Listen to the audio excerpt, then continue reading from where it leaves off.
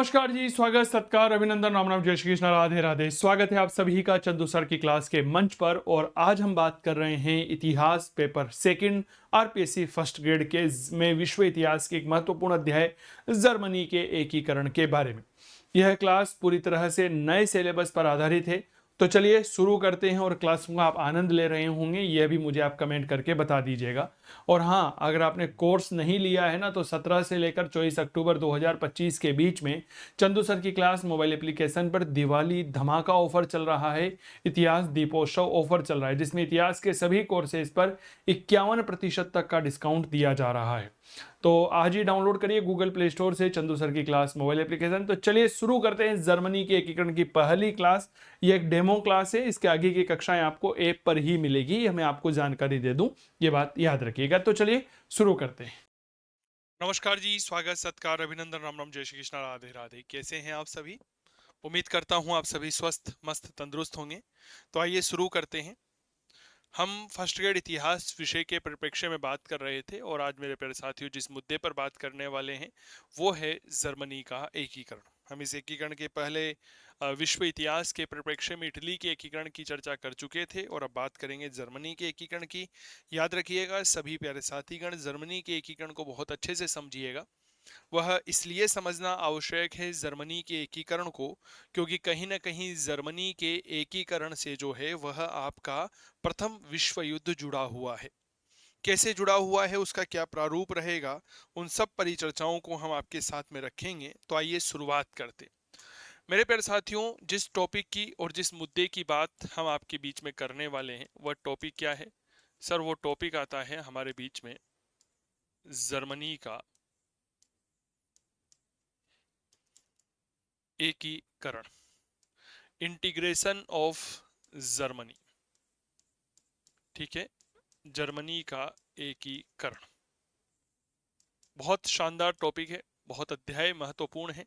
मैंने आपसे जब इटली का एकीकरण पढ़ाया था तब एक बात कही थी, अगर आप सबको पता हो तो। मैंने यह कहा था कि जब हम इटली के एकीकरण को पढ़ते हैं, जर्मनी के एकीकरण को पढ़ते हैं, तो आपके प्रथम श्रेणी स्कूल व्याख्याता भर्ती परीक्षा में, पीजीटी एग्जाम में, असिस्टेंट प्रोफेसर भर्ती परीक्षा में कम से कम इस टॉपिक से ज़्यादा भी नहीं तो मेरा मानना है कि लगभग 6 से 7 टॉपिक पूछे जाते हैं। 6 से 7 क्वेश्चन दोनों टॉपिक में से आते हैं। ठीक है, सबसे पहले यहाँ पर आप यह देखिए कि जर्मनी आखिर में है कहाँ पर, आपको यह तो पता चले। हाँ, हमारी सबसे बड़ी कमी क्या होती है ना कि हम जर्मनी को जानते ही नहीं है कि जर्मनी है कहाँ। तो यहाँ पर आपको एक नक्शा नजर आ रहा होगा, इसमें जर्मनी नजर आ रहा होगा। ये जर्मनी है। जर्मनी की अगर हम देखें तो ये नीदरलैंड है, ये यूनाइटेड किंगडम है, ये बेल्जियम है, लग्जमबर्ग है, फ्रांस है, स्विट्जरलैंड है, इटली है, ऑस्ट्रिया है ना, हग्जमबर्ग है, सेल्सविक है, चेक रिपब्लिक है, पोलैंड है, स्वीडन है। यानी कि जर्मनी के एकीकरण में जो जर्मनी का पड़ोसी देश है वह हमारा फ्रांस रहेगा, वह स्विट्जरलैंड रहेगा, इटली रहेगा, ऑस्ट्रेलिया रहेगा। ठीक है, ये कुछ ऐसे देश है जो जर्मनी के चारों तरफ सीमा रेखा का निर्माण करते हैं। ठीक है, अगर हम जर्मनी को और देखते हैं तो यहाँ पर आप देखिएगा,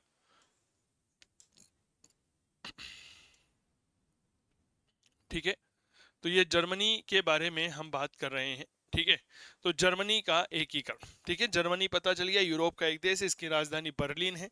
अब जर्मनी में सबसे पहले देखो, जर्मनी इटली की तरह ही राज्यों में विभक्त था और जर्मनी कोई भौगोलिक इकाई था ही नहीं, जर्मनी जैसा कोई देश ही विद्यमान नहीं था।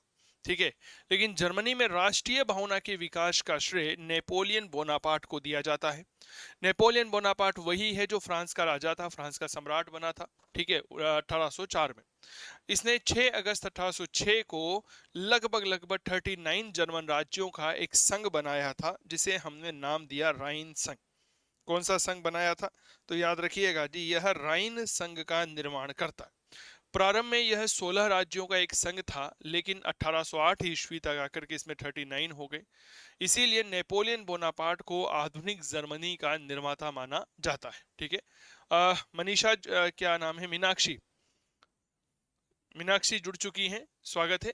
एक बार मुझे बता दो मीनाक्षी की आवाज वगैरह सब कुछ क्लियर है ना? क्लास में किसी भी प्रकार की कोई दिक्कत तो नहीं आ रही है ना? ठीक है, चलिए जी, तो आ जाओ शुरू करते हैं। देखिए,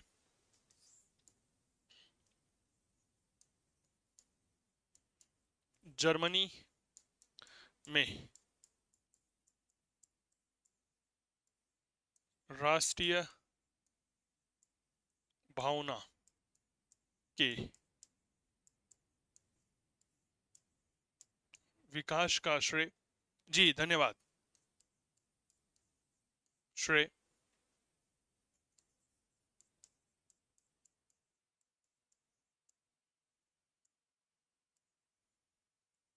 नेपोलियन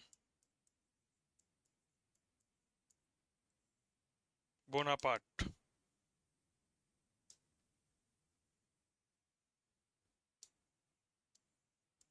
को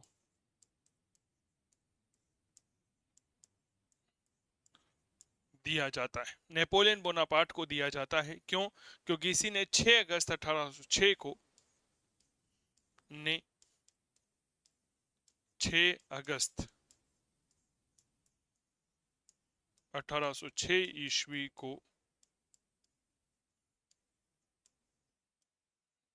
जर्मन राज्यों का राइन संघ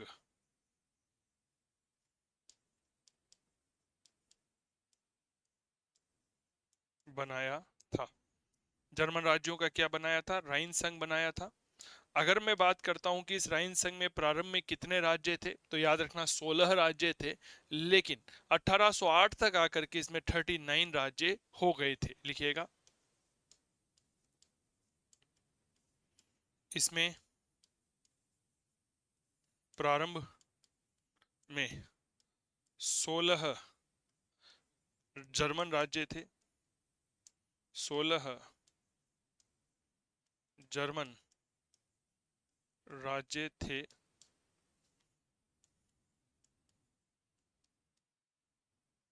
लेकिन 1808 ईस्वी तक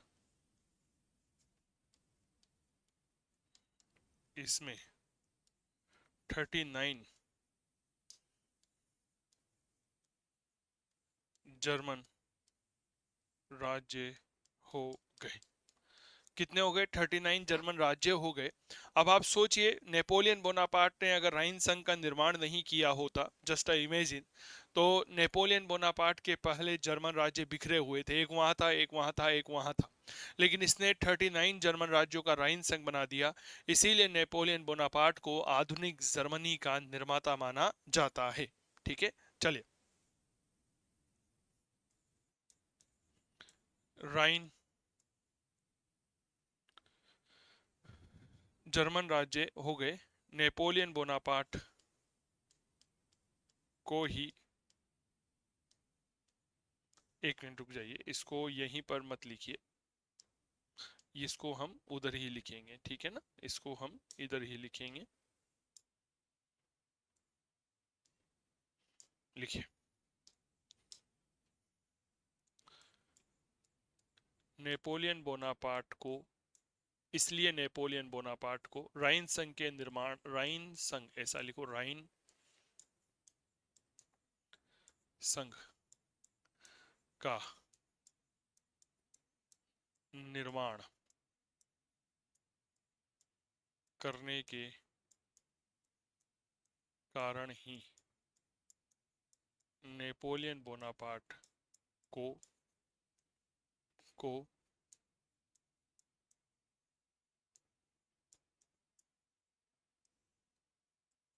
आधुनिक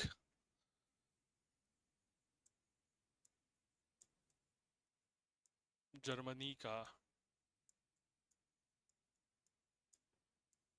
निर्माता माना जाता है। अब यहां पर एक बात समझिए कि नेपोलियन बोनापार्ट क्या हो गया? आधुनिक जर्मनी का निर्माता हो गया। लेकिन आपको एक बात समझ में आनी चाहिए कि नेपोलियन बोनापार्ट ने अगर 39 जर्मन राज्यों के राइन संघ का निर्माण नहीं किया होता, तो जर्मनी का एक राज्य वहां, एक राज्य वहां इर्द गिर्द था, है ना, एक ये राज्य है, एक यहाँ है, एक यहाँ, ये फैले हुए थे। नेपोलियन बोनापार्ट ने इन सबको एकता के सूत्र में ला करके क्या बना दिया? राइन संघ बना दिया। ठीक है, बहुत अच्छे से समझिएगा, क्या बना दिया, राइन संघ बना दिया। परिणाम स्वरूप नेपोलियन को क्या कहा गया, आधुनिक जर्मनी का निर्माता कहा गया। अब बहुत अच्छे से अगली बात समझिए। इस पर एक इतिहासकार होता है लिप्सन। देखिए, आलोचक हर जगह होते हैं, इस बात को समझिएगा। भगवान राम के भी आलोचक थे, जिसमें तो एक केवल साधारण सा व्यक्ति है। नेपोलियन बोनापार्ट की आलोचना करता है कौन, लिप्सन। कहता है कि यह इतिहास के मजाकों में से एक मजाक है कि आधुनिक जर्मनी का जनक नेपोलियन बोनापार्ट था। नेपोलियन बोनापार्ट को आधुनिक जर्मनी का निर्माता माना जाता है। इस पर इतिहासकार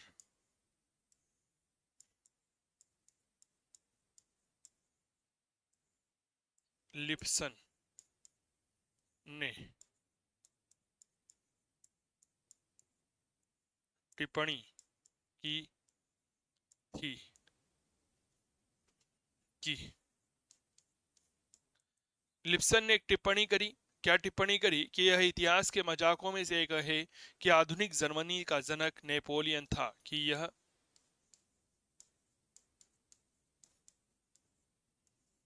इतिहास के मजाकों में से एक था कि नेपोलियन बोनापार्ट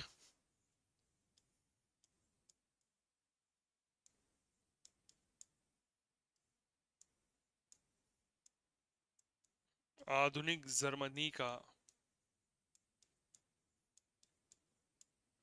निर्माता था। कि कहता है कि यह इतिहास के जितने भी मजाक हुए हैं उनमें से एक मजाक है कि नेपोलियन बोनापार्ट जो है वह आधुनिक, कहीं ना कहीं याद रखिएगा मेरे प्यारे साथियों, जर्मनी का निर्माता था। राइन संघ के निर्माण के बाद जर्मनी में राष्ट्रवादियों का बोलबाला हो गया। एकता के सूत्र में बंध गए ना, तो अब प्रत्येक व्यक्ति ऐसा चाहता था। क्या चाहता था? कि भाई जर्मनी जो है वह एकीकृत रहे। क्या मैं ठीक कह रहा हूं क्या? पहले सब आप अलग अलग थे, लेकिन अब अचानक से जो है आप सब एकता के सूत्र में बंध गए। तो क्या आप ऐसा चाहोगे क्या? मैं जो पूछ रहा हूं उसका जवाब दो, कि आपके राज्य को, कि आपके शासन को जो है, आपके परिवार को कोई तोड़ दे? नहीं सर। तो नेपोलियन में राष्ट्रवादी का बोलबाला हो गया। ये राष्ट्रवादी छात्र संगठन थे, और इन राष्ट्रवादियों का दमन करने के लिए ऑस्ट्रिया का चांसलर था मेटरनिक। वह 1819 में ऑस्ट्रिया की संसद में कई दमनकारी कानून पारित करता है, जिन्हें कार्ल्सवर्थ का आदेश कहा जाता है। ठीक है, अगली बात सुनिएगा, और यहां पर एक लाइन लिखेंगे छोटी सी, कार्ल्सवाद का आदेश। कार्ल्सवाद के आदेश क्या थे? क्या थे कार्ल्सवाद के आदेश? बहुत अच्छे से समझिएगा। तो समझिए यहां पर मेरे प्यारे साथियों, कि राइन संघ के निर्माण के बाद जर्मनी में राष्ट्रवादी छात्र संगठनों का प्रभुत्व स्थापित हुआ।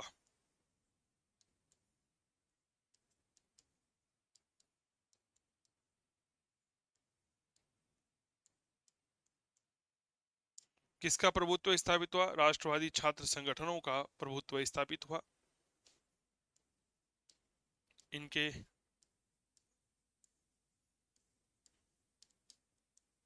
दमन हेतु ऑस्ट्रिया का चांसलर कौन था? याद रखिएगा, मेटरनिक था। ठीक है, उसने 1819 में ऑस्ट्रिया की संसद में कहीं दमन कानून पारित किया। इनके दमन हेतु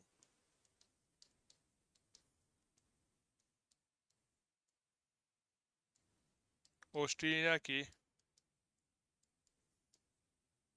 चांसलर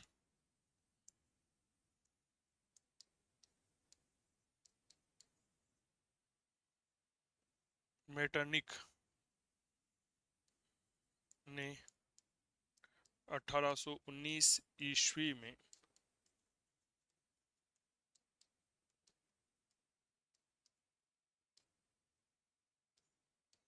ऑस्ट्रिया की संसद में कहीं दमनकारी कानून पारित किया।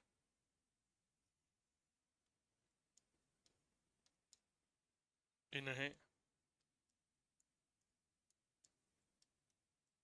कालसवाद के आदेश कहते हैं। अब यहाँ पर एक सिंपल सी बात समझिए कि काल स्वाद के आदेश कोई ऐसी घटना नहीं है कि किसी व्यक्ति ने, काल स्वाद नाम के व्यक्ति ने कोई आदेश जारी किए हो, नहीं। काल स्वाद के आदेश क्या है कि जर्मनी में राइन संघ का निर्माण हुआ, परिणाम स्वरूप जर्मनी में कई राष्ट्रवादी छात्र संगठनों की स्थापना हुई। ठीक है।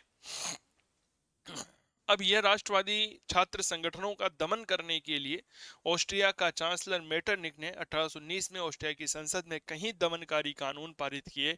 इन्हें हम क्या कहते हैं, याद रखिएगा, कालसवाद के आदेश कहते हैं। क्या ये बात क्लियर हो गई? तो एक प्रकार के दमनकारी कानून थे जिनको कहाँ पारित किया गया था? ऑस्ट्रिया की संसद में पारित किया गया था। कब किया गया था? 1819 में किया गया था। समझ में आ गई? एक बात यहां पर बहुत अच्छे से याद रखिएगा कि ऑस्ट्रिया जो है वह इस समय फूफा जी बनकर बैठे हुए हैं। जैसे हमारे घर में कोई भी कार्यक्रम होता है तो फूफा जी आकर के रूठ नहीं जाते, मुंह फुला लेते हैं। फूफा जिसका अर्थ ही फूफाना होता है, वो फूफाने लगते हैं। मैटरनिक यहाँ पर फूफा ही मान के चलो आप। हर काम में टांग अड़ाने का काम फूफा जी का होता है, ठीक इसी तरह का काम मैटरनिक भी कर रहा था। 1849 में 48 1848 में फ्रैंकफर्ट की संसद होती है। तो आइए इसको थोड़ा सा समझते हैं कि अब फ्रैंकफर्ट की संसद क्या होती है। देखिए साहब, एक संसद के बारे में बात कर रहा हूं, नाम आती है फ्रैंकफर्ट की संसद। फ्रैंक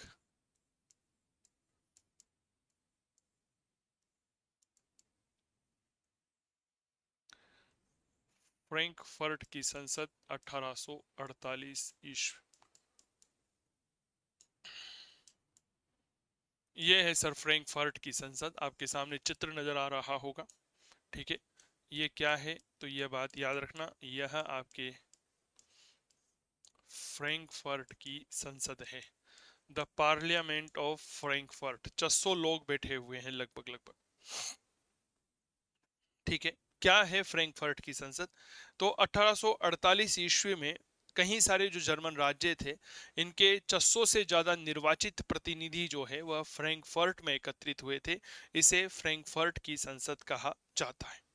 यह जो 600 निर्वाचित प्रतिनिधि थे, जर्मन राष्ट्र के लिए एक नवीन संघीय संविधान बनाने के उद्देश्य से एकत्रित हुए, लेकिन यह असफल रहे थे। क्या चाहते थे कि जो जर्मन राष्ट्र है इसके लिए एक नया संघीय संविधान बनाया जाए, तो उद्देश्य था, लेकिन यह असफल रहे। तो लिखेंगे,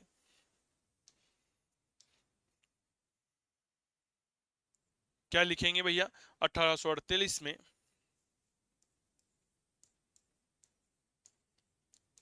ईस्वी में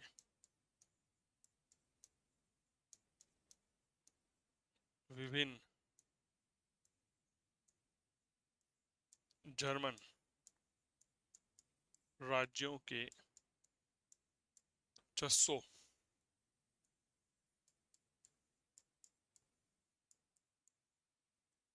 निर्वाचित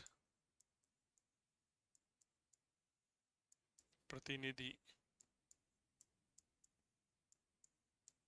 फ्रैंकफर्ट में एकत्रित हुए, जिसे हम फ्रैंकफर्ट संसद कहते हैं। इन प्रतिनिधियों का उद्देश्य था, प्रतिनिधि जर्मन राष्ट्र के लिए एक नवीन संघीय संविधान बनाना चाहते थे लेकिन असफल हुए थे। लिखिएगा, यह प्रतिनिधि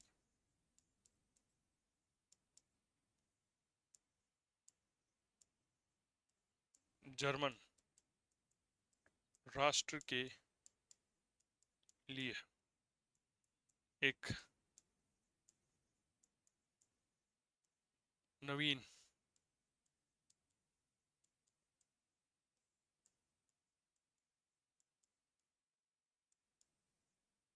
संघीय संविधान बनाना चाहते थे किंतु असफल रहे, किंतु असफल रहे। क्या बनाना चाहते थे सर? एक संविधान बनाना चाहते थे, लेकिन क्या हो गए? यह असफल रह गए। संघीय संविधान बनाना चाहते थे लेकिन यह इस संघीय संविधान के निर्माण में असफल सिद्ध हुए। इनकी असफलता के बाद 1850 ईस्वी में प्रशा, सर एक नाम आएगा प्रशा। प्रशा वह है जिसके नेतृत्व में जर्मनी का एकीकरण किया गया था। प्रशा के राजा फ्रेडरिक विलियम ने जर्मनी के एकीकरण के पुनः प्रयास किए। उनकी योजना थी कि कुछ राज्य, देखो यह असफल हो गए। अब इनकी असफलता के बाद अगली लाइन लिखते हैं, इनकी असफलता के बाद प्रशा का शासक, प्रशा का राजा, देखो प्रशा में जो राजा हुए हैं, पहली बात तो केसर की उपाधि धारण करते थे, वो मैं आपको लिखवाऊंगा आगे। दूसरा, इनमें महान शब्द ज्यादा आता है, जैसे फ्रेडरिक विलियम महान है ना, विलियम द्वितीय महान, इस तरह के शब्द आते हैं। प्रशा का शासक, प्रशा के शासक, ऐसा लिखो, प्रशा के शासक, के शासक विलियम, फ्रेडरिक विलियम, फ्रेडरिक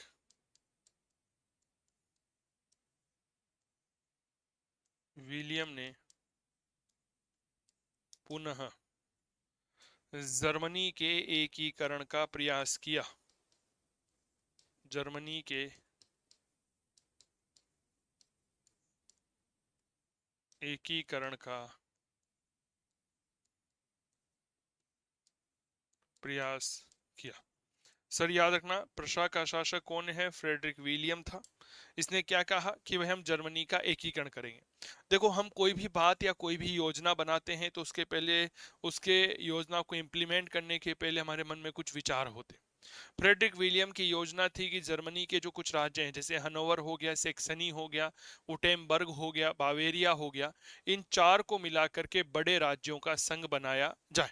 क्या योजना थी कि जर्मनी के चार राज्य हैं, एक, दो, तीन और चार, चारों को मर्ज किया जाए, मर्ज करके एक बड़ा संघ बनाया जाए। क्लियर हो गई? और इस संघ में जितने भी छोटे छोटे और राज्य हैं वह अपने आप शामिल हो जाएंगे। तो जो छोटे छोटे राज्य हैं वह स्वयं इसमें मिलना शुरू हो जाएंगे। लेकिन यह योजना जो है वह क्या हो गई? असफल हो गई। ठीक है, ये क्या हो गई? असफल हो गई। ठीक है, तो ये बड़े राज्य थे, चार बड़े राज्य, बड़े राज्य जिनकी संख्या कितनी थी? चार थी। और ये क्या थे? ये छोटे राज्य थे। इनको मिलाकर क्या बनाया जाना था? याद रखना, एक संघ बनाया जाना था। और इस योजना को हम कहते हैं एरफर्ट योजना। ठीक है, क्या कहते हैं? एरफर्ट योजना कहते हैं, या इसे ही हम एरफर्ट संघ कहते हैं। बहुत अच्छे से बातों को समझिएगा कि फ्रैंकफर्ट की संधि 1848 में हुई। 600 जर्मन राज्यों के प्रतिनिधि वहां पर पहुंचे। ठीक है, इनका उद्देश्य था एक संघीय संविधान बनाना, लेकिन असफल रहे। और इनकी असफलता के बाद प्रशा के राजा फ्रेडरिक विलियम ने फिर से जर्मनी के एकीकरण का प्रयास प्रारंभ कर दिया। ठीक है, इसकी क्या योजना थी फ्रेडरिक विलियम की? कि जर्मनी के जो चार बड़े राज्य हैं, हनोवर हो गया, सेक्सनी हो गया, उटेमबर्ग हो गया और बावेरिया हो गया, इनको मिलाकर के एक संघ बनाया जाए। ठीक है, और इस संघ में छोटे राज्य भी शामिल होंगे। इस योजना को एयरफर्ट संघ की योजना या एयरफर्ट योजना के नाम से जानते हैं, लेकिन यह भी असफल हो गई। चलिए,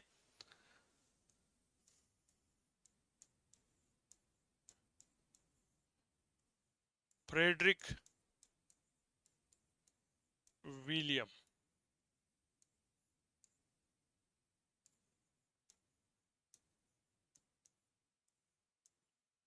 जर्मनी के 4 बड़े राज्यों, ठीक है, नंबर 1 हनोवर, सैक्सनी,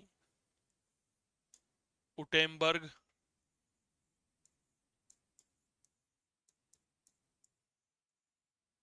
व बावेरिया।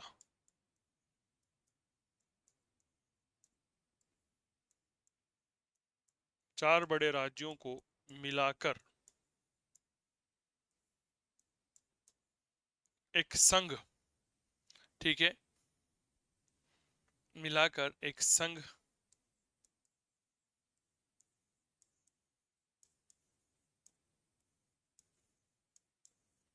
बनाना चाहता था। छोटे राज्य भी, लिख लिया ना मीनाक्षी, छोटे राज्य भी इसमें शामिल होंगे, शामिल होते, छोटे राज्य भी इसमें शामिल होने थे, शामिल होने थे, छोटे राज्य जो है वह भी इसमें शामिल होने थे। इस संघ को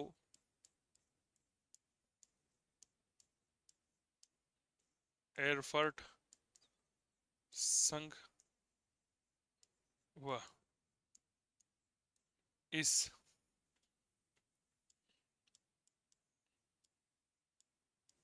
योजना को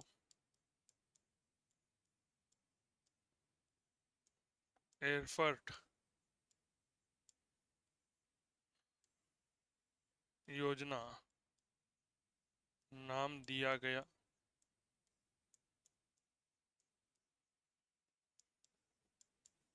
लेकिन यह असफल रही।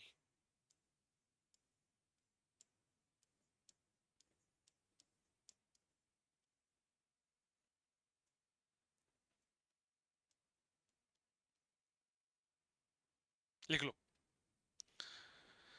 चार बड़े राज्य जो है ना, इनको आपको अंडरलाइन करना चाहिए। हनोवर, सैक्सनी, उटेम्बर्ग और बावेरिया, इनको मिलाकर के एक संघ बनाया जाना था, ठीक है, लिख लो यहां तक। लेकिन दुर्भाग्य की बात रही कि यह योजना जो है यह भी असफल हो गई, ठीक है।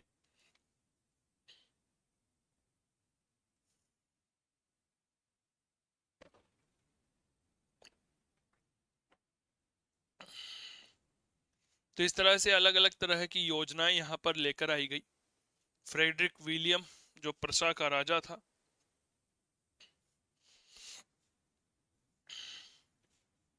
फ्रेडरिक विलियम कहाँ का राजा था? यह प्रशा का राजा था, और प्रशा के नेतृत्व में ही जर्मनी का एकीकरण हुआ था, ठीक है। चलिए सब थोड़ा सा आगे बढ़ते हैं, और अब हम आपके बीच में बात करते हैं मेरे प्यारे साथियों, कहीं ना कहीं यह एयरफर्ट योजना असफल हो गई, और इसके बाद अब जर्मनी के एकीकरण को हम आगे बढ़ाते हैं। नमस्कार साथियों, मेरा नाम चंदू जैन है और इस दिवाली मैं आपके लिए लेकर आया हूं एक शानदार ऑफर।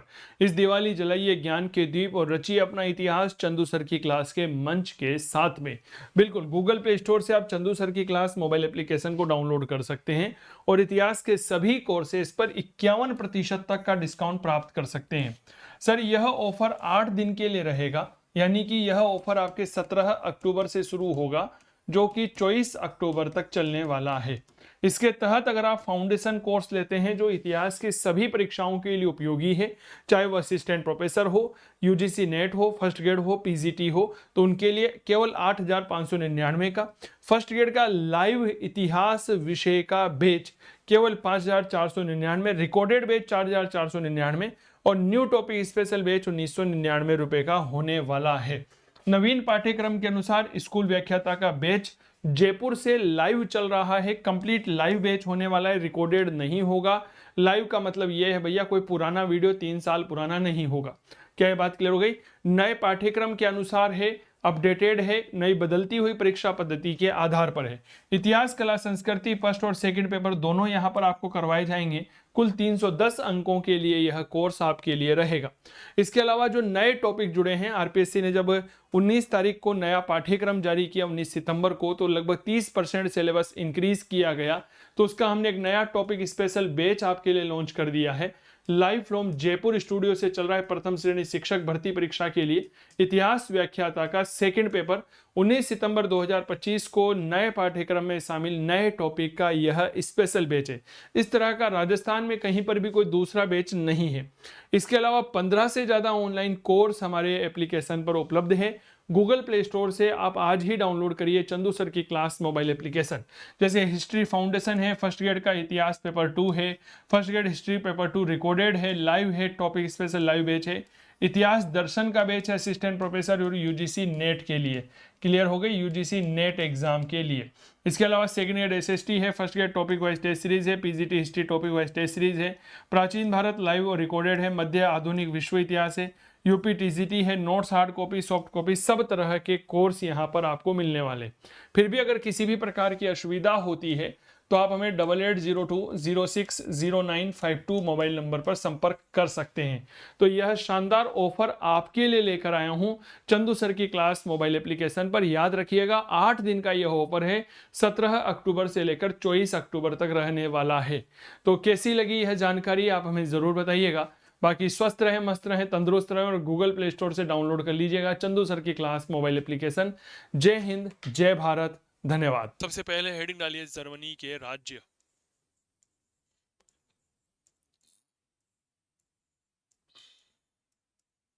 भाई आपको यह तो पता होना चाहिए ना कि जर्मनी में कौन कौन से राज्य शामिल थे।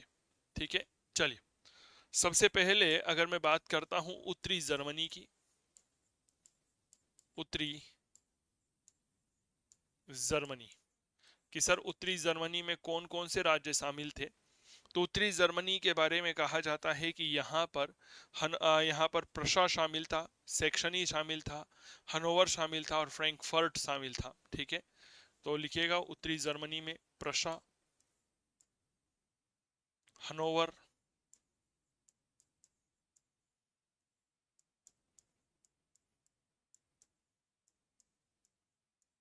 फ्रैंकफर्ट व सेक्सनी, ये राज्य यहाँ पर शामिल थे। ठीक है, चलिए बात करिएगा कि भाई साहब जो मध्य इटली था, सॉरी मध्य जर्मनी, इसमें कौन से राज्य शामिल थे। मध्य जर्मनी में नाम लिखिएगा राइनलैंड,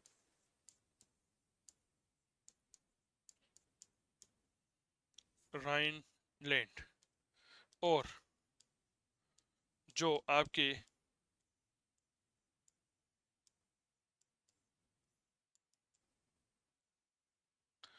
दक्षिण जर्मनी है, इसमें वुटेमबर्ग, बावेरिया, बादेन पैलिटिनेट, हेस, डर्मेस्टार्ट ये कुछ शामिल थे। जैसे लिखिए वुटेमबर्ग। ठीक है, ये राज्य थोड़ा सा याद रखना। ठीक है, बावेरिया,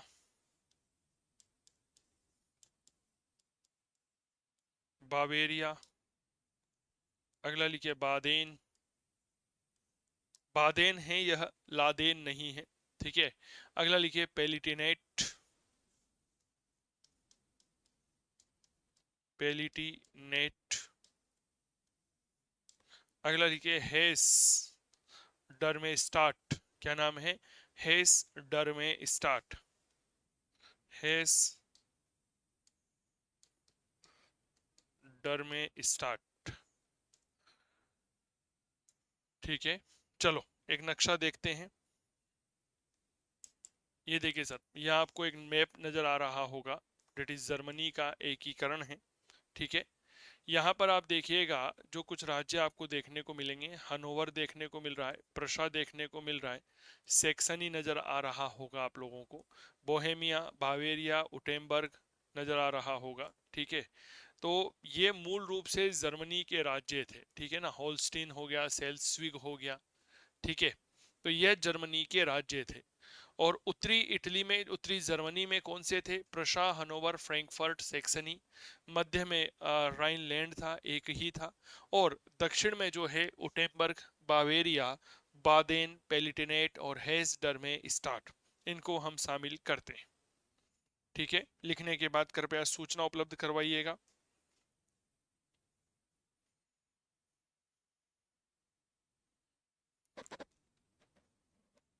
क्लियर हो गई बात? बताइए एक बार। तो उत्तरी में प्रशा, हनोवर, फ्रैंकफर्ट, सेक्सनी। मध्य जर्मनी में राइनलैंड, दक्षिणी जर्मनी में उटेम्बर्ग, बावेरिया, बादेन, पेलिटिनेट, हेस डर में स्टार्ट। ये कुछ राज्य जो हैं वह आपके डायरेक्ट शामिल किए जाते थे।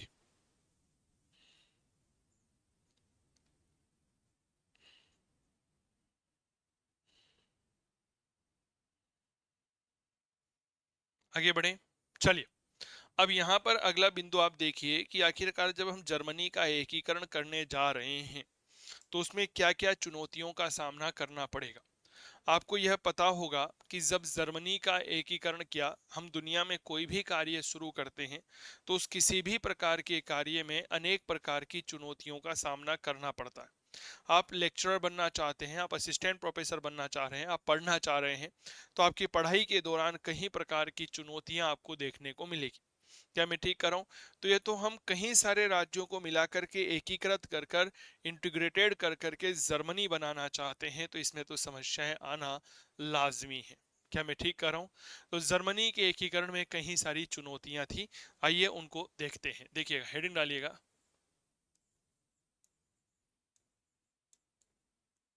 जर्मनी के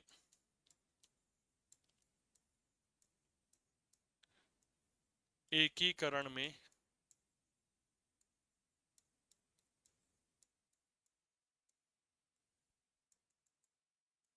चुनौतियां। जर्मनी के एकीकरण में चुनौतियां, आखिर क्या थी ऐसी चुनौतियां जर्मनी के एकीकरण में? भाई साहब, एक तो फूफा जी हर जगह खून पीते थे वो, यानी कि ऑस्ट्रिया विरोध कर रहा था। छोटे जर्मन राज्यों की अलग समस्या थी, वो कहते थे हम तो यहाँ नहीं मिले, हम तो वो चाहिए और वो चाहिए, फलाना ढीमका। उदारवादी नेता कभी भी जर्मनी के एकीकरण के पक्ष में नहीं थे। आगे जाकर के युद्ध होने की संभावना थी ऑस्ट्रिया के साथ, फ्रांस के साथ। ठीक है, तो एक अनुशासित और संगठित सेना की आवश्यकता थी। और दूसरी बड़ी बात, जो जर्मनी के छोटे छोटे राज्य थे यह सैनिक शक्ति से कमजोर थे। तो जर्मनी के एकीकरण में सबसे बड़ी चुनौती क्या थी?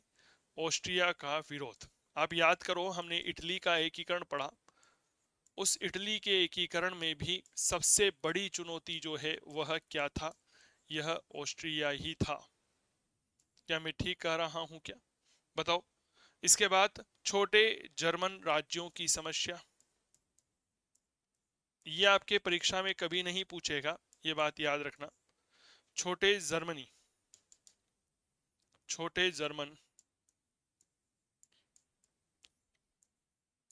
राज्यों की समस्या। ठीक है, उदारवादी नेताओं की अपनी समस्या थी। लिखिए,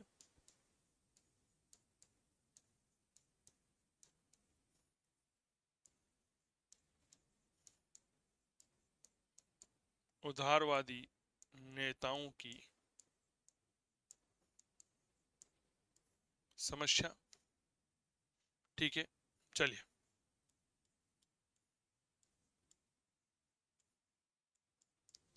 अनुशासित व संगठित सेना की कमी ठीक है। जर्मन राज्यों की सैनिक शक्ति का कमजोर होना। जर्मन राज्यों की सैनिक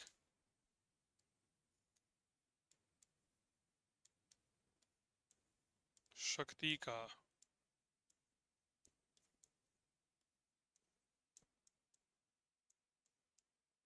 कमजोर होना।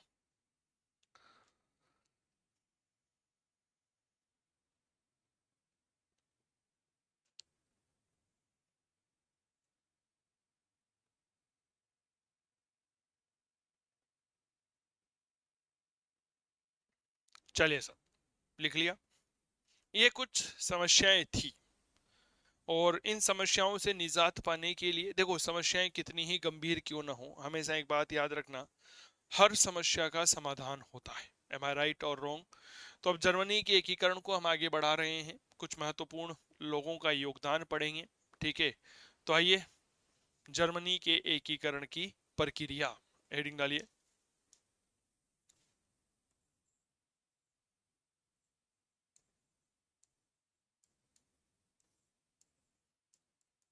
जर्मनी के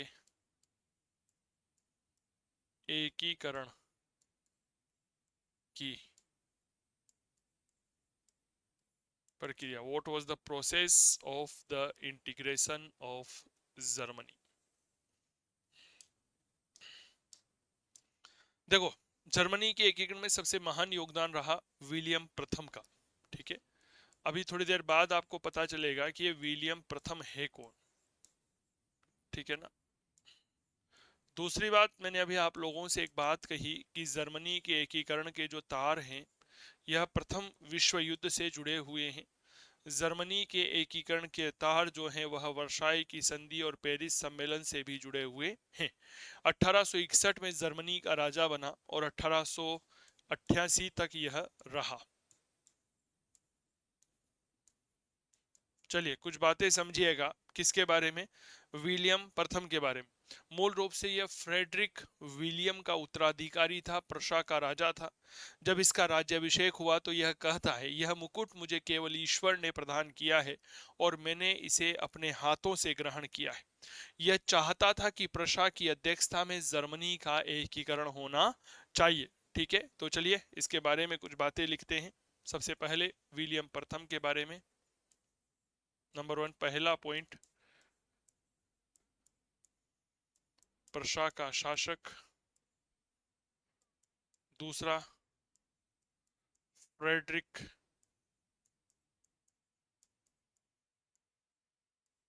विलियम का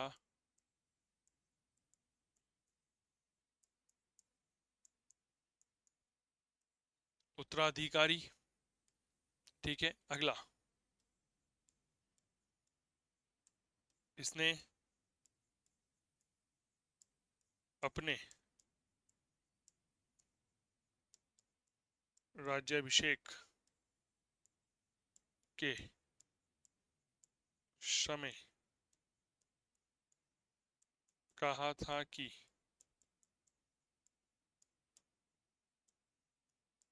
यह मुकुट ईश्वर, यह मुकुट जो है ईश्वर ने प्रदान किया है और मैंने इसे अपने हाथों से ग्रहण किया। यह मुकुट ईश्वर ने मुझे प्रदान किया है और मैंने अपने हाथों से इसे ग्रहण किया है। इस लाइन का मतलब समझे आप? इस लाइन का मतलब यह है कि यह कहता है कि भाई साहब स्वयं भगवान जो है वो यहाँ पर आया और भगवान आकर के उसने मुझे ये मुकुट दिया, और जब भगवान ने मुझे मुकुट दिया ना तो मैं ठीक उस समय वहां पर उपस्थित था। समझ में आई बात? ईश्वर आया, ईश्वर ने आकर के कहा कि तुम इस मुकुट के लायक हो, और मैं वहां पर उपस्थित था, और भगवान ने राजी राजी मुझे यह मुकुट प्रदान कर दिया। किसने कही थी? ये था विलियम। देख लो मेरे दोस्त, दिस इज द विलियम। ठीक है, ये जो नाम आपके समक्ष नजर आ रहा है, ये है विलियम प्रथम। ये है सर, बहुत बुद्धिमान व्यक्ति सर। इटली के, जर्मनी, माफी चाहूंगा, जर्मनी के एकीकरण का कर्णधार कह सकते हैं। यह प्रशा की अध्यक्षता में जर्मनी का एकीकरण चाहता था। अब देखो, अगर प्रशा की अध्यक्षता में जर्मनी का एकीकरण करना है, बहुत सिंपल सी भाषा में समझिएगा, तो हमें कहीं सारे रिफॉर्म करने पड़ेंगे, कहीं सारे सुधार करने पड़ेंगे। तो लिखिएगा, यह प्रशा की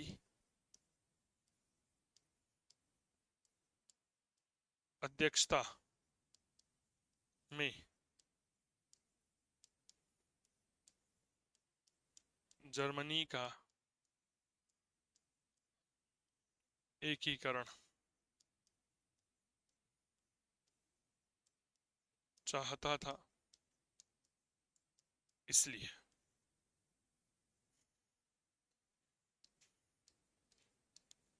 इसने निम्न कार्य किए। देखो साहब, प्रशा की अध्यक्षता में जर्मनी का एकीकरण चाहता था। अब इस, अगर हमें यह काम करना है तो स्वाभाविक बात है कि आगे बढ़ना पड़ेगा, और कहीं सारी ऐसी चीजें हैं जिनको फॉलो करना पड़ेगा। सबसे पहले आप इस बात को देखें मेरे प्यारे साथियों कि कितनी सारी समस्याएं थी। ऑस्ट्रिया विरोध कर रहा था, छोटे जर्मन राज्यों की समस्या थी, उदारवादी नेताओं की समस्या थी, अनुशासित संगठित सेना नहीं थी, ठीक है, और जर्मन राज्यों की जो सैनिक शक्ति थी यह बेहद कमजोर थी। यानी कि अगर जर्मनी का एकीकरण करना है तो यह सारी समस्याओं से निजात पाना पड़ेगा। ठीक है, क्या पाना पड़ेगा जी? निजात पाना पड़ेगा। इसीलिए सबसे पहले अपने रक्षा तंत्र को मजबूत करता है, और एल ब्रेथ वॉन रून जो है उसे रक्षा मंत्री बनाता है। यह डायरेक्ट सवाल पूछा जाता है कि जर्मनी का रक्षा मंत्री कौन था? एल ब्रेन वॉन रून, नाम याद रहेगा?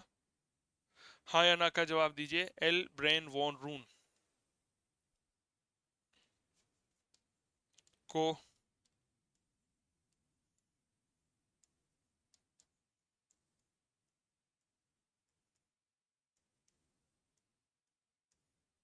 रक्षा मंत्री बनाया। ठीक है, लिख लो, एल ब्रेन वॉन रून को रक्षा मंत्री बनाया। बहुत जबरदस्त लड़ाका था, एक फाइटर मैन था, नाम था वॉन मोल्टके, उसको सेनापति बनाता है। लिखिएगा, सेना में सुधार करना है तो मजबूत व्यक्ति होना आवश्यक है, तो भैया लिखिएगा वॉन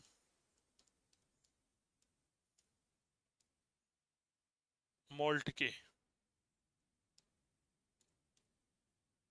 को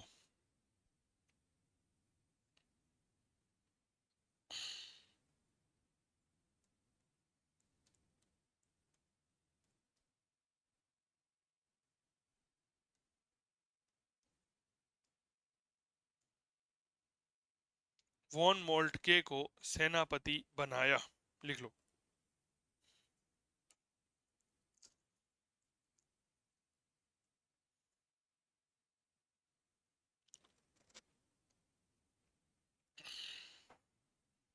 अनिवार्य सैनिक प्रशिक्षण जो है वह पहले 2 वर्ष का हुआ करता था, उसको बढ़ा करके 3 वर्ष का कर दिया, यानी कि यह सुधार कर रहा है। नंबर 3,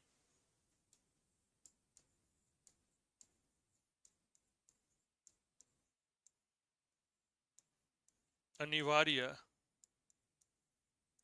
सैनिक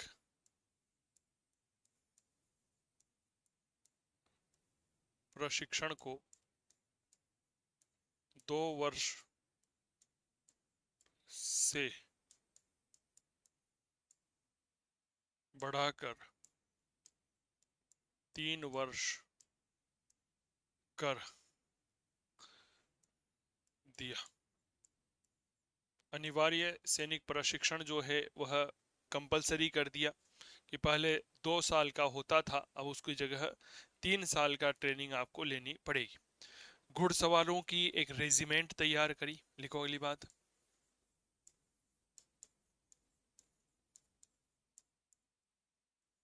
घुड़सवारों की रेजिमेंट तैयार की कि भाई हॉर्स राइडर्स होना चाहिए। ठीक है। अब यहाँ पर बात समझिए कि अगर हम इतने तरह के सुधार करेंगे, ठीक है, कि आपने अनिवार्य सैनिक प्रशिक्षण को बढ़ा दिया, घुड़सवारों की आप बटालियन तैयार कर रहे हैं, नए सैनिकों की भर्ती कर रहे हैं, तो पैसा चाहिए। ठीक है मेरे दोस्त, अब यहाँ पर मामला क्या था बहुत अच्छे से समझिएगा कि प्रशा का राजा कौन है। प्रशा का राजा हमारा विलियम प्रथम है। इसने प्रशा की संसद में बेसिकली एक प्रस्ताव रखा। ठीक है। और प्रशा की संसद की स्थिति ये थी कि वहां पर उदारवादी बहुमत में थे। और मैंने आपको भी थोड़ी देर पहले बताया कि उदारवादी नेता जो थे ये बड़े क्लिष्ट प्रवृत्ति के थे। ये कभी भी जर्मनी का एकीकरण नहीं होना देना चाहते थे। उदारवादियों ने प्रशा के सैनिक सुधारों का विरोध किया। विलियम प्रथम ने त्यागपत्र दे दिया। त्यागपत्र देकर के बिस्मार्क ने उसे फाड़ दिया। बिस्मार्क कौन है, थोड़ा सा संयम रखिए, अभी बात करेंगे। और सैनिक सुधारों का समर्थन किया। क्लियर हो गई। तो अब यहां पर हम एक बात लिखते हैं, लिखिएगा।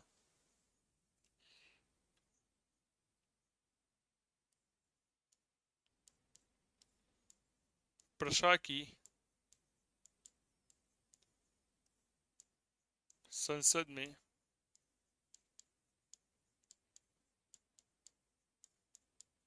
उदारवादियों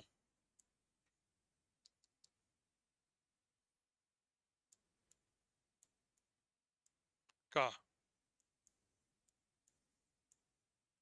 बहुमत था।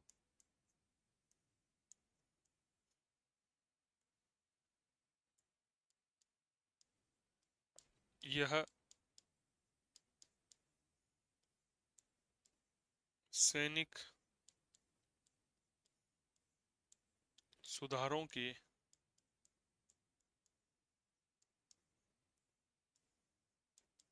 विरोधी थे। ये कभी नहीं चाहते थे, ठीक है, कि सैनिक सुधार हो।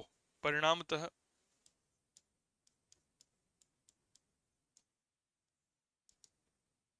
विलियम प्रथम के सैनिक कार्यों का विलियम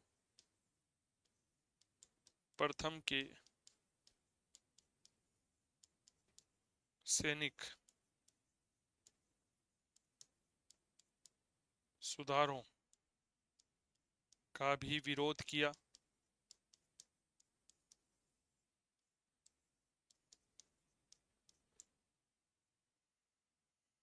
इसके बाद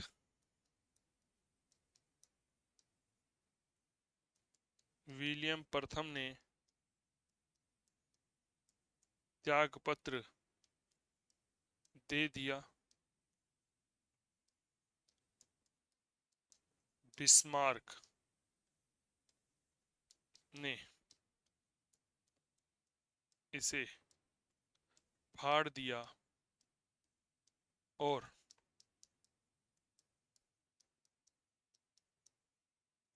सैनिक सुधारों का समर्थन किया। और किसका समर्थन किया, याद रखिएगा जी, सैनिक सुधारों का समर्थन किया। अब यहां पर हमने एक नाम पढ़ा, बिस्मार्क।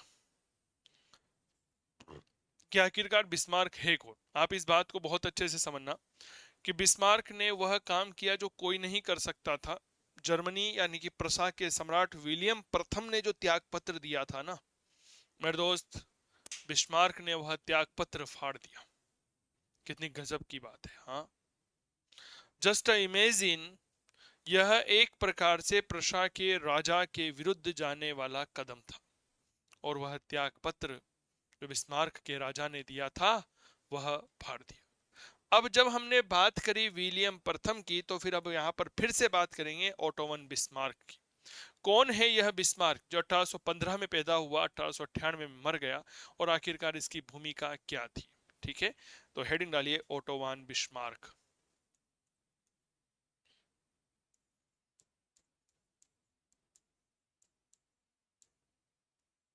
बिस्मार्क की भूमिका। What is the role of Bismarck in the integration of Germany? पूरा नाम जो है वह क्या है? ओटो वान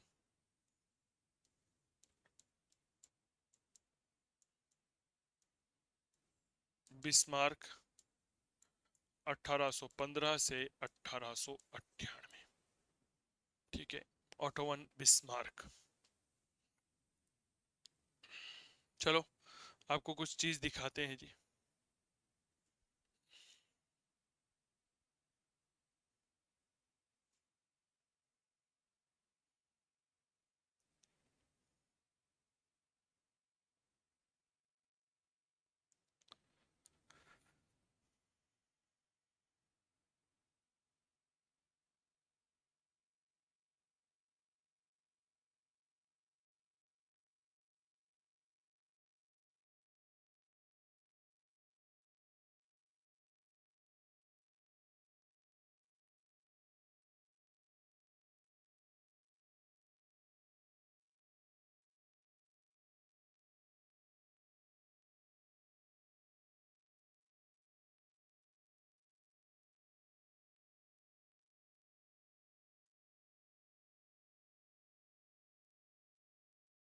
देखिए सर, ये है ओटोमन बिस्मार्क। शायद यहाँ पर आपको ये चित्र अच्छा नहीं दिख रहा हो, तो हम एक दूसरा चित्र आपके बीच में रख देते हैं। ठीक है, ये है बिस्मार्क, नजर आ रहा है?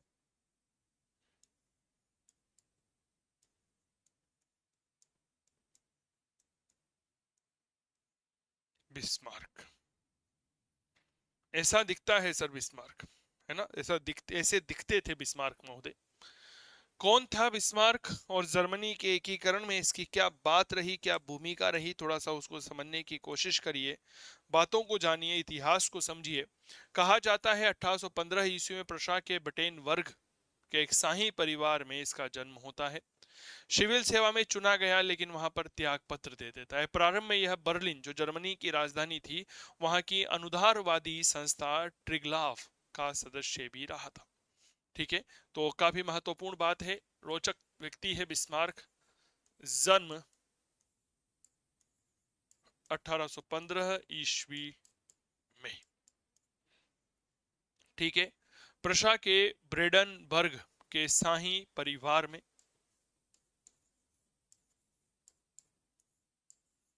प्रशा के ब्रेडनबर्ग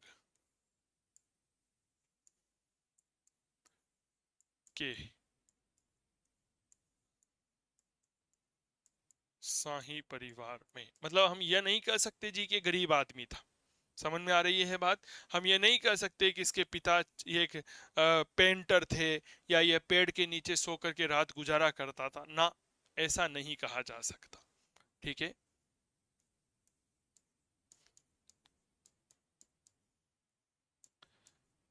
सिविल सेवा में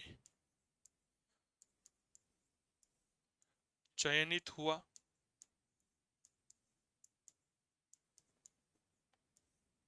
लेकिन त्यागपत्र दे दिया। ठीक है, सिविल सेवा में चयनित हुआ, त्यागपत्र दे दिया। प्रारंभ में यह बर्लिन की अनुदारवादी संस्था ट्रिगलाफ का सदस्य भी बना।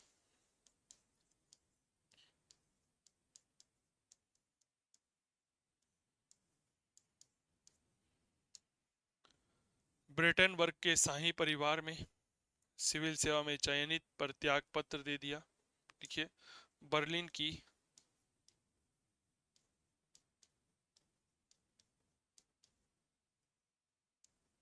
अनुदारवादी संस्था ट्रिगलाफ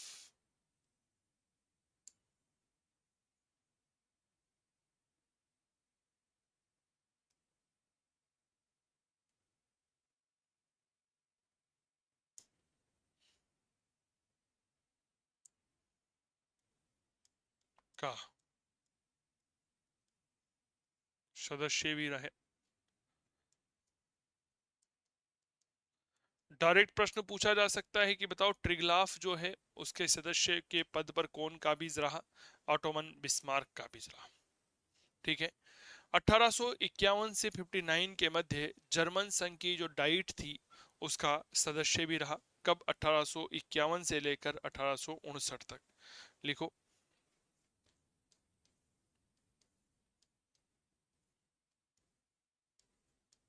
तक जर्मन संघ की डाइट का सदस्य भी रहा। आप देखो शुरू से ही भाई साहब बहुत संघर्ष किया है जी। क्या मैं ठीक कह रहा हूं क्या? 1859 में जो है वह रूस में प्रशा का राजदूत रहा। ठीक है, लिखिए 1859 62 तक रूस में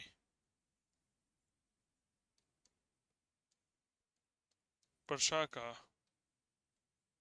राजदूत रहा। यानी कि एक ब्रांड एम्बेसडर के तौर पर भी यह काम करता है। ठीक है। इसी समय इसने कुछ किताबें लिखी थी, थोड़ा सा उनको याद रखिएगा। 1862 में फ्रांस का राजदूत बना और विलियम प्रथम ने इसे प्रशा का पीएम बना दिया।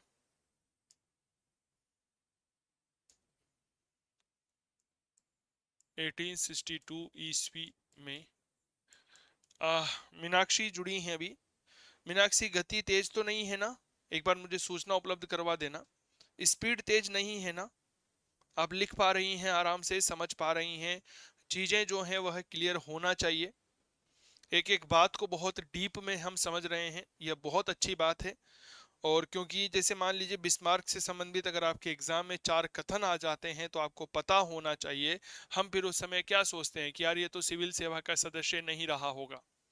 क्या मैं ठीक कह रहा हूं? अरे यार ये तो ट्रिगलाफ का सदस्य नहीं रहा होगा। अरे यार ये तो डाइट में थोड़ी ना गया था। ठीक है, इसीलिए मैं बाकायदा ये सारी बातें समझा रहा हूं आप लोगों के लिए। ठीक है, चलिए। 1862 ईस्वी में फ्रांस का में राजदूत बना। फ्रांस में प्रशा का राजदूत बना। ठीक है। राजदूत बनने के बाद विलियम प्रथम ने इसे प्रशा का प्रधानमंत्री बना दिया। अगली लाइन लिखिएगा।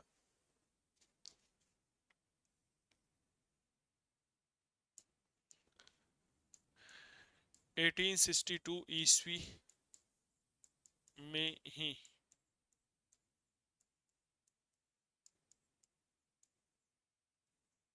विलियम प्रथम ने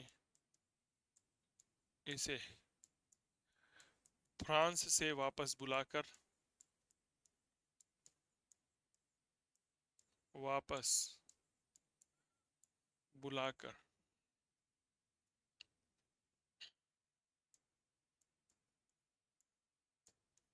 प्रशा का प्रधानमंत्री बना दिया। लिख लो।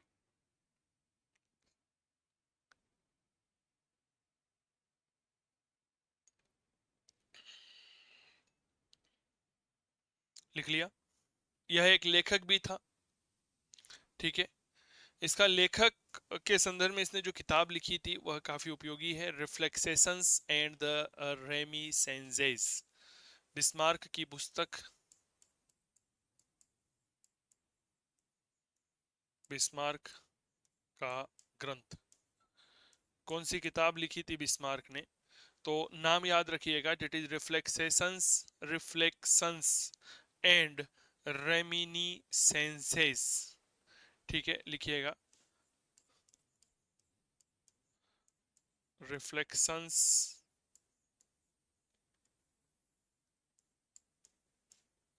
And reminiscences, senses. लिख लो।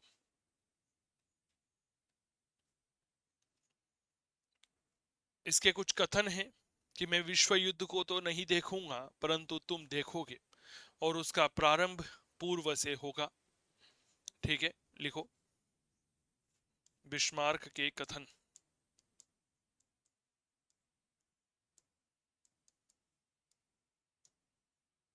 कहते हैं ना कि जो बड़े लोग होते हैं सर वो वैसे ही बड़े नहीं बन जाते, उनके पास एक अनुभव होता है। क्या मैं ठीक कर रहा हूं क्या? क्या होता है? अनुभव।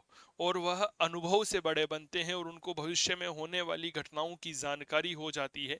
तो ये कहता था कि मैं विश्व युद्ध को नहीं देखूंगा परंतु तुम देखोगे और इसका प्रारंभ जो है वह पूर्व से होगा। पहला कथन, मैं विश्व युद्ध को तो नहीं देखूंगा पर तुम देखोगे और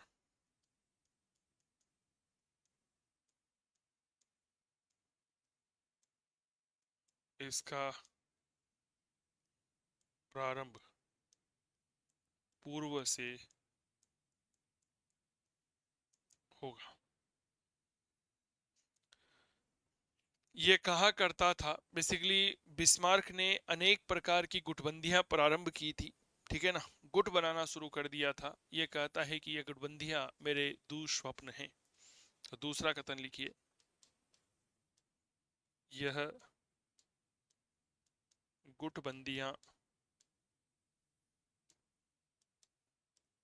मेरे दुस्वप्न है। यह गठबंदियां मेरे दुस्वप्न हैं।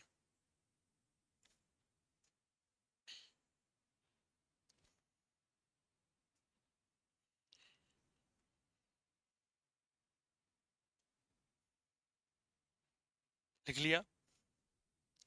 ये कहा करता था, क्या कहा करता था कि भैया जर्मनी की समस्या का समाधान संसद के कानूनों से नहीं हो सकता है। अगर हम ये सोचें कि संसद में कानून बना देंगे और उस कानून के निर्माण से जर्मनी की समस्या का समाधान हो जाएगा, तो ये नहीं हो सकता। हमें इसके लिए लोहे और रक्त की नीति का अपनाना पड़ेगा, अर्थात प्रशा के भविष्य का निर्माण सेना के द्वारा युद्ध के मैदान में ही होगा।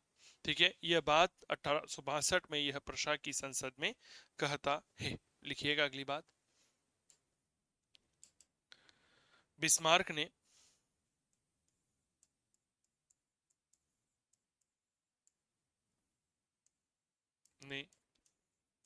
1862 ईस्वी में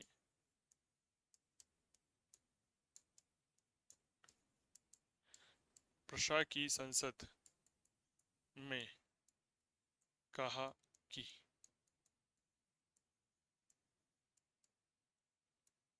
जर्मनी के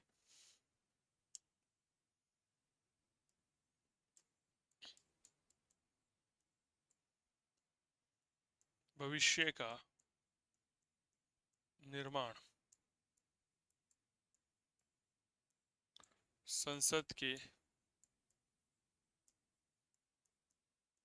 कानूनों द्वारा नहीं हो सकता। इसके लिए इसके लिए हमें लोह व रक्त की नीति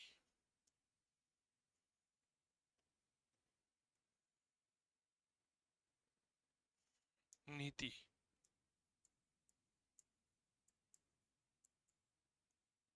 अपनानी पड़ेगी। कि भैया अगर आप चाहते हो कि संसद में कानून बना करके हम सीधी काम कर सकते हैं, संभव ही नहीं है। इसका अर्थ यह है कि प्रशा के भविष्य का निर्माण, सॉरी, जर्मनी के भविष्य का निर्माण सेना के द्वारा युद्ध भूमि में किया जाएगा। लिखिए, इसका अर्थ यह था कि जर्मनी के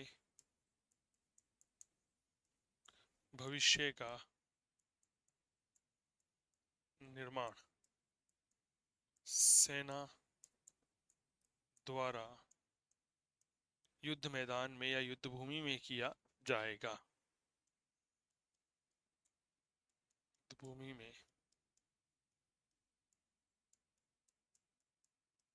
किया जाएगा। तो हम सीधा सीधा बात यहाँ पर कर सकते हैं। क्या बात कर सकते हैं कि भैया अगर अब हमें आगे बढ़ना है तो प्रशा को युद्ध और लोहा और रक्त की नीति को अपनाना पड़ेगा। इस नीति के दो उद्देश्य थे कि प्रशा के पास सर्वोच्च सैनिक क्षमता होनी आवश्यक है, तो जो कि पहले से ही सैनिक सुधार हो चुके थे, और दूसरा जन समर्थन प्राप्त करना आवश्यक था। तो अगली बात लिखिएगा, लोहा और रक्त की नीति के दो उद्देश्य थे। लोहा व रक्त की नीति के दो उद्देश्य थे। पहला उद्देश्य क्या था कि प्रशा के पास सर्वोच्च सैनिक क्षमता आवश्यक है। लिखिए, प्रशा के पास सर्वोच्च सैनिक क्षमता आवश्यक, यहां लिखो सैनिक सुधार हो चुके थे। सैनिक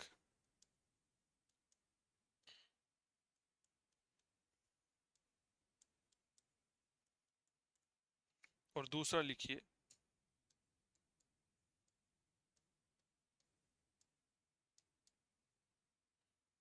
जन समर्थन।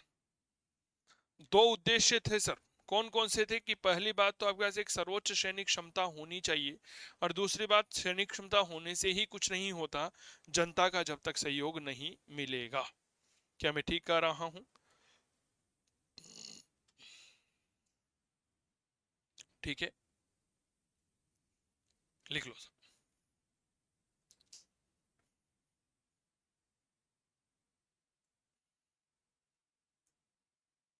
इसके बाद अब हम आगे पढ़ेंगे, और आगे बढ़ेंगे तो उसके अंतर्गत बढ़ेंगे एकीकरण की तरफ बढ़ते चरण।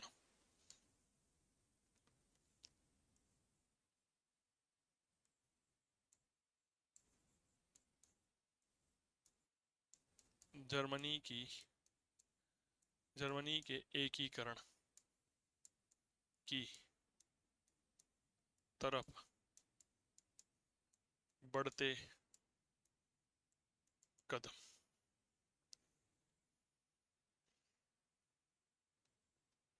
कि साहब किस तरह से जर्मनी का एकीकरण हुआ, ठीक है, इन सबको हम पढ़ेंगे अब आगे। लिख लो,